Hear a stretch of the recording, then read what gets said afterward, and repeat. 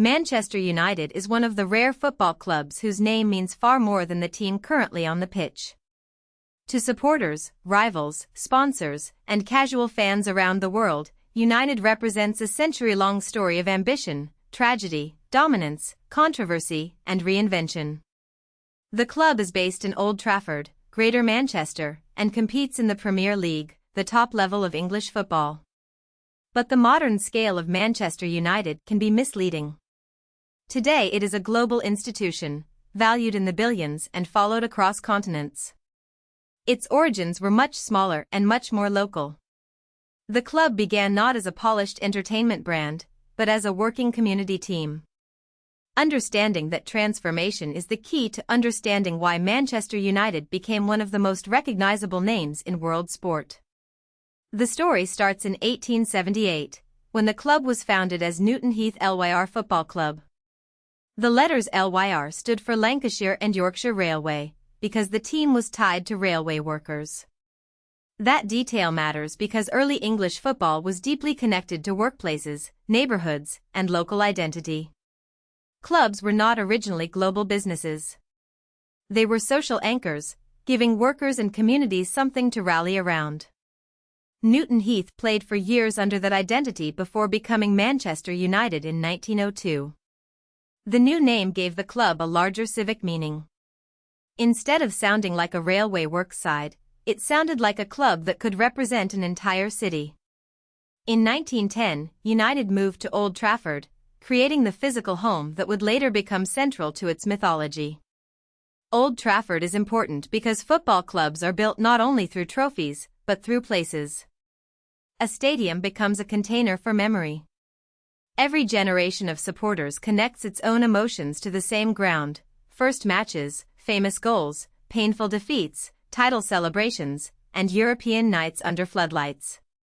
Old Trafford gave Manchester United permanence. Even when the team struggled, the stadium stood as a reminder of what the club believed it could be. Over time, it became known as the Theatre of Dreams, a phrase that captures the almost theatrical drama around United. The nickname works because United's history is full of extreme emotional swings.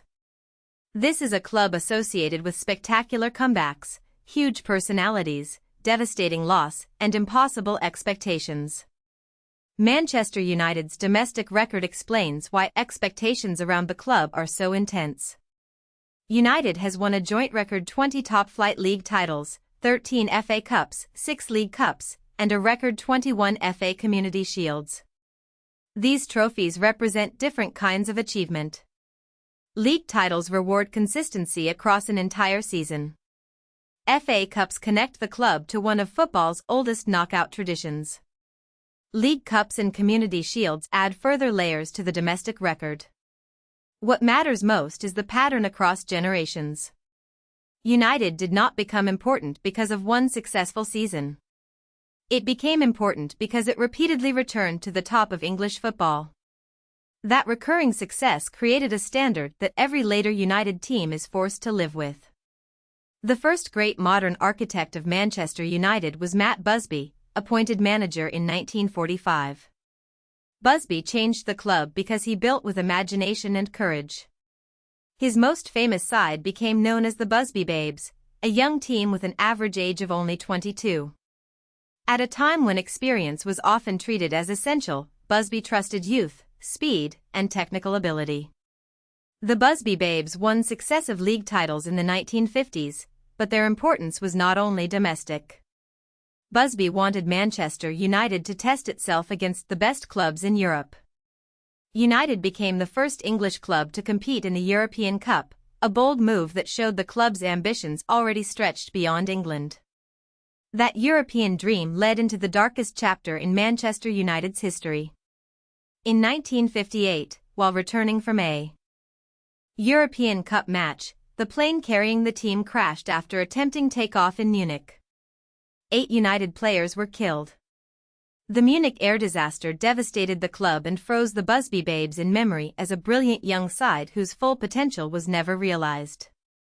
This tragedy is central to United's identity because it made the club's story about more than winning. It became about survival, mourning, and responsibility. Continuing after Munich was not simply a sporting task. It was an act of remembrance. Every later success carried an emotional echo of the players and promise lost in that crash. Matt Busby survived and rebuilt, which became one of the most powerful comeback stories in football. The new United side formed around George Best, Dennis Law, and Bobby Charlton, later known as the United Trinity. Each gave the team something different. Best brought flair and unpredictability. Law brought sharp attacking instinct.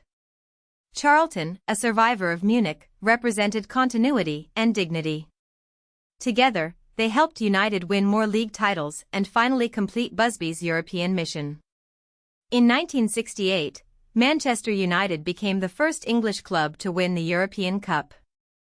That victory mattered because it was not just another trophy.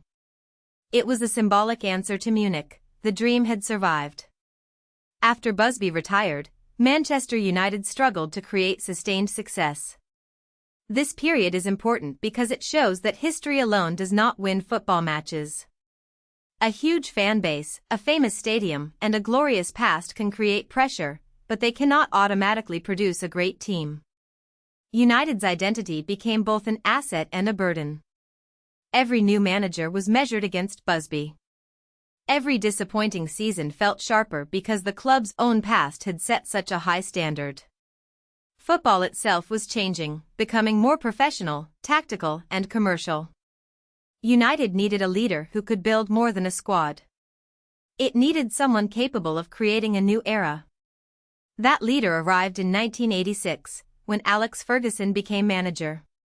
Ferguson would become the longest-serving and most successful manager in Manchester United history, winning 38 trophies before leaving in 2013. His record included 13 league titles, 5 FA Cups, and 2 Champions League titles. Ferguson's genius was not simply winning once. It was renewal. He rebuilt teams again and again as players aged, rivals improved, and the Premier League became a global commercial machine. He demanded standards, controlled the dressing room, developed young talent, and signed players who could handle pressure. Under Ferguson, United became the defining English club of the Premier League era. The peak of Ferguson's United came in the 1998-99 season, when the club won the Premier League, FA Cup, and UEFA Champions League. This was the continental treble, and no English club had achieved it before. The treble is so respected because each competition tests a different quality. A league campaign demands consistency over months. A domestic cup demands focus in sudden knockout moments. The Champions League demands elite performance against the best clubs in Europe. Winning all three required depth, nerve, and belief. The Champions League final, where United scored twice late against Bayern Munich, became the perfect symbol of Ferguson's team, never comfortable, never finished, and never willing to accept defeat until the final whistle. Manchester United's European record gives the club another layer of status. United has won the European Cup or UEFA Champions League 3 times, and has also won the UEFA Europa League, the UEFA Cup Winners' Cup, the UEFA Super Cup, the Intercontinental Cup, and the FIFA Club World Cup once each. Under Jose Mourinho, the club won the Europa League in 2016-17, making United one of the few clubs to have won the original 3 main UEFA club competitions, the Champions League, Europa League, and Cup Winners' Cup. European trophies matter because they place a club in a wider hierarchy. For United, Europe also connects directly back to Busby's ambition. It is not just a stage, it is part of the club's founding myth of modern greatness. United's rivalries reveal how deeply the club is woven into English football culture. Liverpool is the historic rival, shaped by geography, trophies, and the competition between 2 great northwestern institutions. Manchester City is the local rival, and that rivalry has grown even sharper as City became a modern powerhouse. Leeds United brings a fierce regional edge, while Arsenal became a defining opponent during the Premier League battles between Ferguson and Arsène Wenger. These rivalries matter because they turn football into identity. A match is not only about 3 points when it carries decades of argument, pride, and resentment. United's greatness is partly measured by the intensity of the clubs that want to beat it most. Modern Manchester United is also a massive business. The club is one of the most widely supported football teams in the world, and that support has produced enormous commercial power. In 2016-17, United was the highest-earning football club in the world, with annual revenue of €676.3 million. In 2024, it was valued at £6.55 billion, or about $5.22 billion, making it the world's second most valuable football club. But the business side is controversial. United was floated on the London Stock Exchange in 1991, then taken private in 2005 after Malcolm Glazer's purchase. More than £500 million of borrowed money became club debt. Later, some shares were listed in New York, while the Glazer family kept overall control. For many fans, this raised a difficult question: is Manchester United a community institution or a financial asset? That tension is why Manchester United remains such a compelling story. It is Newton Heath and Old Trafford.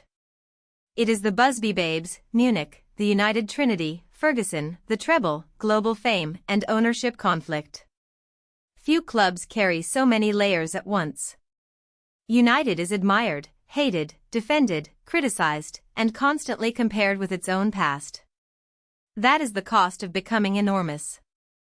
Every season is judged not only by current results, but by memories of what the club has been. Manchester United's story shows how a football club can become a living institution, built by workers, shaped by tragedy, lifted by genius, expanded by commerce, and kept alive by supporters who believe the next great chapter should always be possible. If you found this helpful, please like this video and subscribe for more explainers.